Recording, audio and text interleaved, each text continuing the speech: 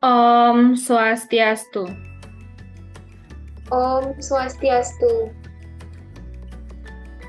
Baik, kami dari kelompok 7 pada kesempatan kali ini akan mendiskusikan mengenai ruang kolaborasi pada topik 4, mata kuliah pemahaman tentang peserta didik dan pembelajarannya.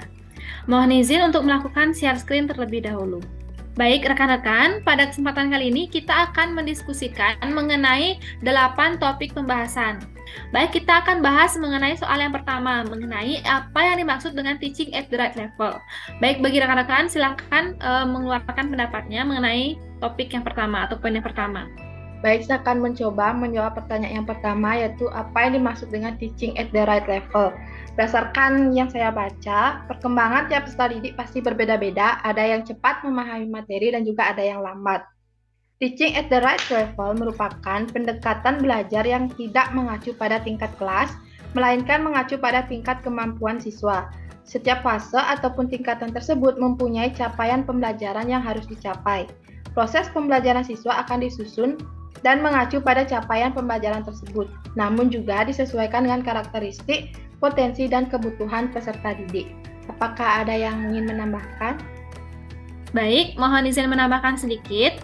Di sini ditanyakan bahwa apa yang dimaksud dengan teaching at the right level. Saya ingin menambahkan sedikit bahwa teaching at the right level yang memungkinkan anak-anak memperoleh keterampilan dasar seperti membaca dan berhitung, di mana tanpa memandang usia dan kelas, pengajaran dimulai pada tingkat anak. Hal ini sesuai dengan istilah mengajar pada tingkat yang benar. Fokusnya adalah membantu anak-anak mengekspresikan diri, memahami dan mempelajari dasar-dasar membaca, berhitung sesuai dengan tingkat kemampuannya. Di sini, guru itu harus mengukur kemampuan membaca, menulis, dan memahami peserta didik, di mana jika dalam prosesnya peserta didik tidak mampu mencapai hasil yang diharapkan, maka guru itu harus menyiapkan program remedial. Mohon izin untuk menambahkan sedikit. Saya ingin menambahkan di sini adapun tahapan yang dapat dilakukan guru untuk menerapkan pendekatan teaching at the right level, yaitu yang pertama, guru harus memahami dengan baik karakteristik dari peserta didik, minat dan daya belajar peserta didik. Yang kedua, guru harus dapat merancang pelaksanaan pembelajaran disesuaikan dengan hasil identifikasi peserta didik serta pengelompokan peserta didik dalam tingkatan yang sama. Serta yang ketiga, guru perlu mengikuti ragam pelatihan seperti mengikuti seminar pendidikan untuk mengembangkan pengetahuan dan keterampilan yang dimiliki sehingga dapat diimplementasikan dalam kegiatan pembelajaran dengan baik. Terima kasih. Baik, kita lanjut mengenai poin yang kedua, yaitu mengapa capaian pembelajaran dirumuskan per fase. Mohon izin, saya ingin menjawab terlebih dahulu. Di mana, menurut saya, capaian pembelajaran itu merupakan acuan untuk membimbing peserta didik untuk mencapai hasil yang sesuai dari kegiatan pembelajaran yang direncanakan. Di mana capaian pembelajaran di sekolah dibedakan menjadi 3 fase. Di mana fase 1 atau fase A yaitu untuk kelas 1 dan kelas 2, fase B untuk kelas 3 dan kelas 4, fase C untuk kelas 5 dan kelas 6. Nah, penyusunan capaian pembelajaran per fase ini merupakan upaya penyederhanaan sehingga peserta didik dapat memiliki waktu yang memadai dalam menguasai kompetensi yang dimilikinya. Menurut saya, penyusunan capaian pembelajaran per fase itu sangat berguna bagi guru dan satuan pendidikan, di mana guru dan satuan pendidikan dapat memperoleh keleluasaan dalam menyesuaikan pembelajaran sehingga selaras dengan kondisi dan karakteristik dari peserta didiknya. Nah, saya ingin menambahkan sedikit, jadi mengapa capaian pembelajaran dirumuskan per fase? Jadi kan setiap fase pasti memiliki kemampuan yang berbeda-beda dan semakin meningkat. Jika dalam setiap fase capaian pembelajarannya sama, itu tidak mungkin karena setiap fase itu pasti pembelajarannya lebih meningkat. Misalnya capaian pembelajaran di fase A untuk kelas 1 pada mata pelajaran matematika adalah menunjukkan pemahaman dan memiliki intuisi bilangan pada bilangan cacah sampai 100. Misalnya dilakukan kegiatan pembelajaran menjumlahkan bilangan cacah sampai dengan 100. Itu untuk di kelas 1.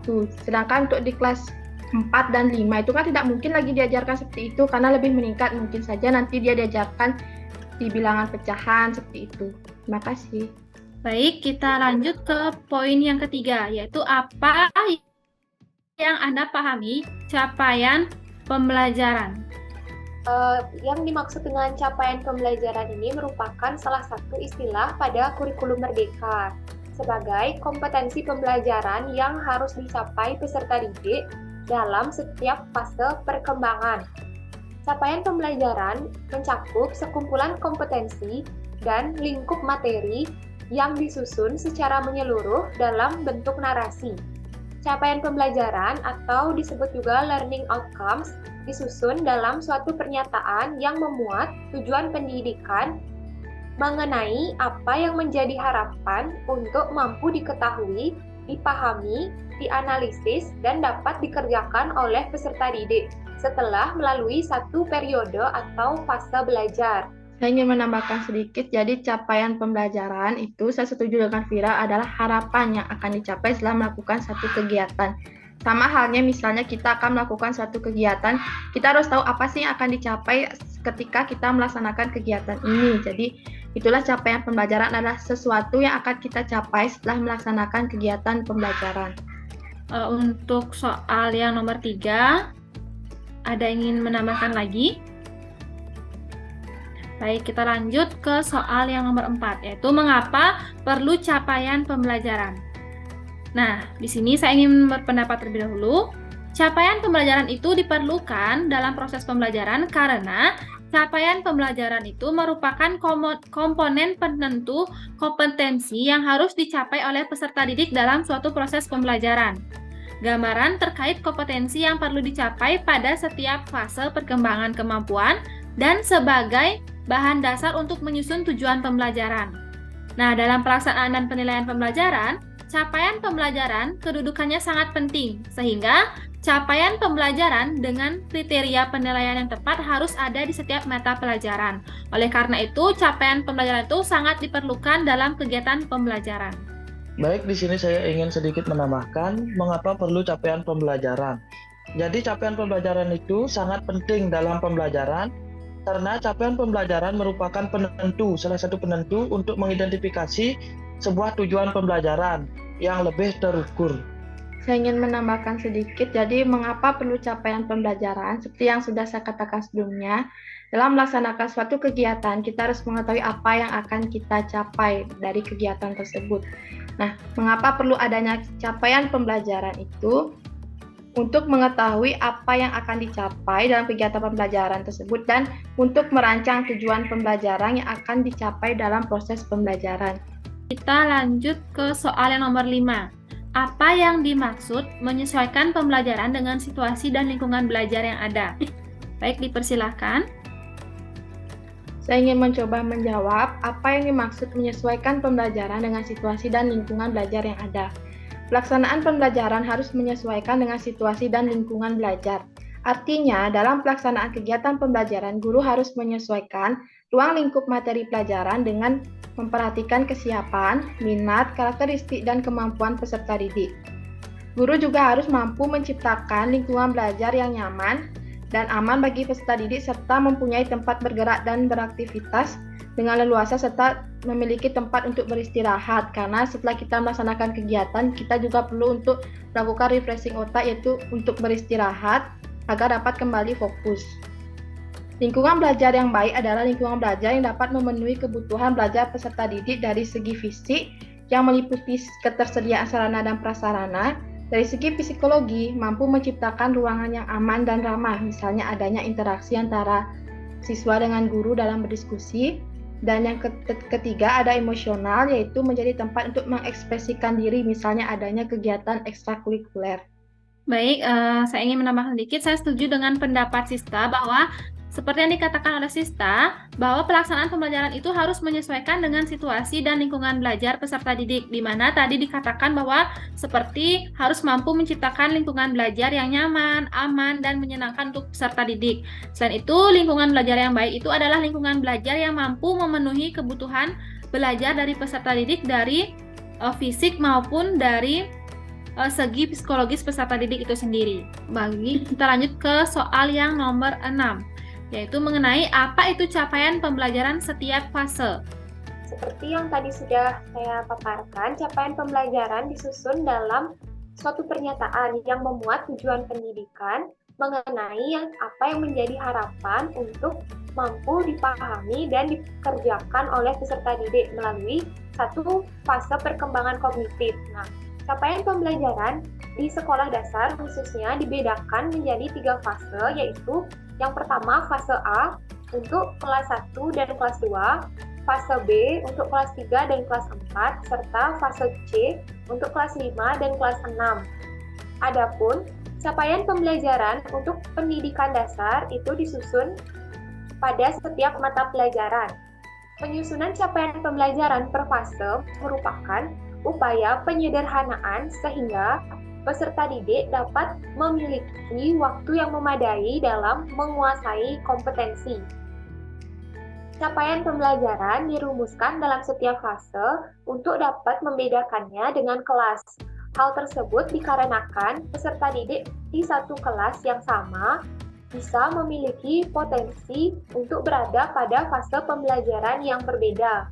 Misalnya, pada saat ada peserta didik di kelas 5 sudah masuk ke fase C, namun ternyata masih harus belajar materi pada fase B, yaitu untuk kelas 4, maka guru dapat menggunakan materi pembelajaran di fase B tersebut. Melalui adanya capaian pembelajaran setiap fase, peserta didik dapat memiliki waktu yang memadai untuk mendalami dan mengeksplorasi kembali materi yang belum dipahami dengan baik. Baik, saya ingin menambahkan sedikit, saya setuju dengan pendapat Vira. Nah, jadi capaian pembelajaran setiap fase itu adalah capaian atau harapan yang akan diperoleh dalam setiap fasenya. Misalnya seperti di fase A, pada mata pelajaran matematika, capaian pembelajarannya adalah menunjukkan pemahaman dan memiliki intuisi bilangan pada bilangan cacah sampai 100. Sedangkan untuk fase B itu, capaian pembelajarannya adalah mampu menghitung luas persegi panjang. Nah, setiap fase memiliki capaian pembelajaran yang berbeda-beda dan selalu meningkat.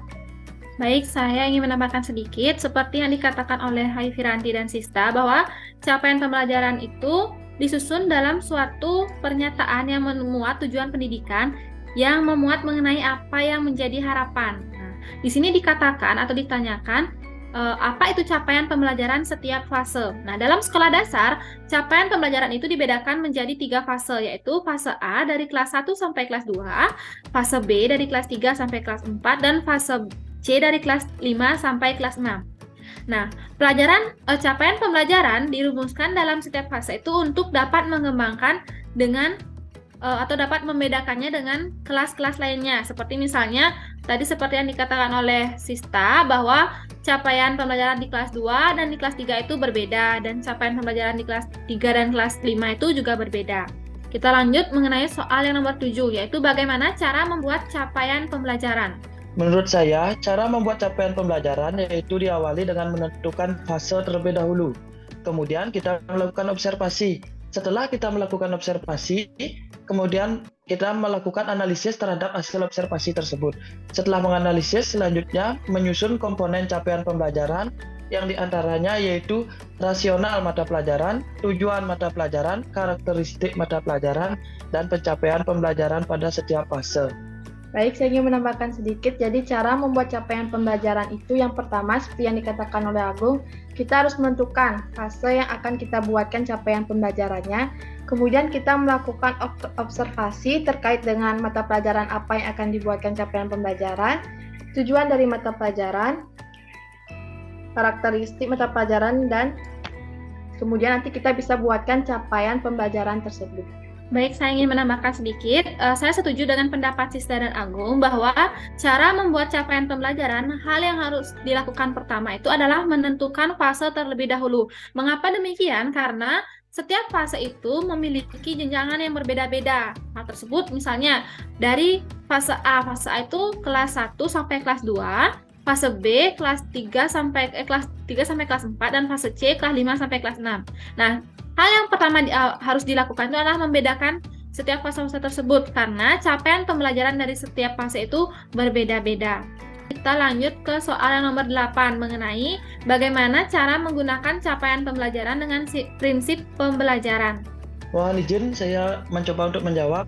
Jadi cara menggunakan capaian pembelajaran dengan prinsip pembelajaran yang disesuaikan tingkat pencapaian siswa, yaitu kebutuhan, kecepatan, dan gaya belajar sesuai dengan fase perkembangan anak. Di antaranya, yang pertama itu dengan cara menciptakan lingkungan yang penuh perhatian, saling peduli, terbuka, dan nyaman untuk belajar. Contohnya, dengan saling menolong apabila ada teman yang kesusahan.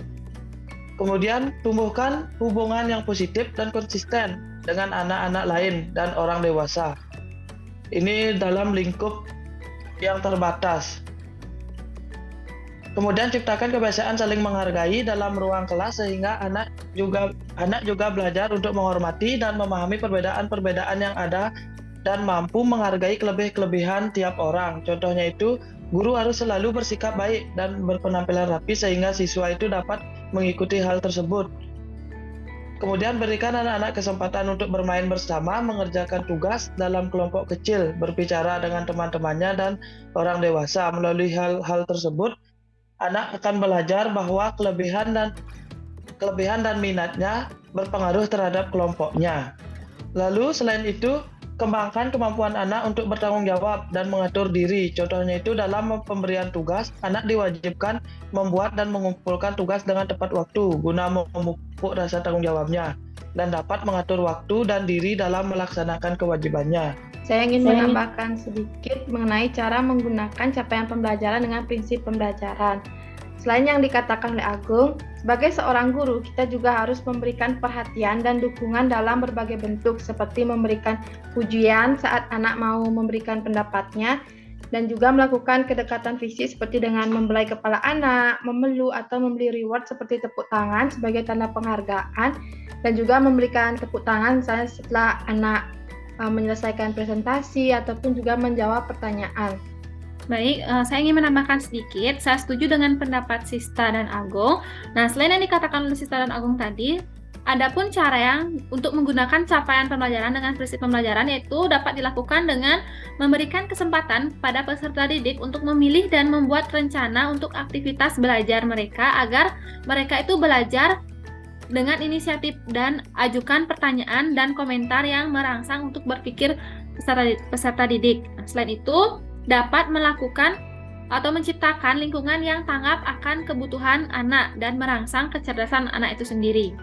Selain dari pendapat dari Agung, Sista, dan Devi, saya ingin menambahkan yaitu guru dapat menyesuaikan derajat kesulitan dengan tingkat keterampilan dan pengetahuan peserta didik melalui penugasan yang diberikan tersebut, agar nanti peserta didik memiliki rasa kepercayaan diri dan berhasil dalam mengerjakan tugas-tugas yang diberikan. Selain itu, guru dapat menggabungkan berbagai pengalaman dan strategi dalam pembelajaran untuk menyusun capaian pembelajaran. Selain itu, guru juga dapat menggabungkan bermacam-macam pengalaman atau material dan strategi mengajar dalam menyusun kurikulum sesuai dengan capaian pembelajaran dan disesuaikan dengan pengalaman yang dimiliki oleh peserta didik sebelumnya, tingkat kematangan, gaya belajar, kebutuhan peserta didik, dan minat dari peserta didik. Baik, rekan-rekan, untuk diskusi mengenai ke-8 topik ini, ada yang ingin ditambahkan mungkin? Sudah cukup. Baik, jika sudah, untuk Aifiranti, untuk catatan hasil diskusinya bisa dikirimkan nanti melalui WA Group ya. Mohon izin rekan-rekan, inilah catatan dari hasil diskusi yang sudah kita laksanakan. Nanti akan saya bagikan di WA Group. Baik, rekan-rekan semuanya, untuk kegiatan diskusi kali ini kita cukupkan sampai di sini. Nanti kita lanjut pada kegiatan presentasi. Sebelum mengakhiri kegiatan diskusi, mari kita tutup dengan Parama Santi.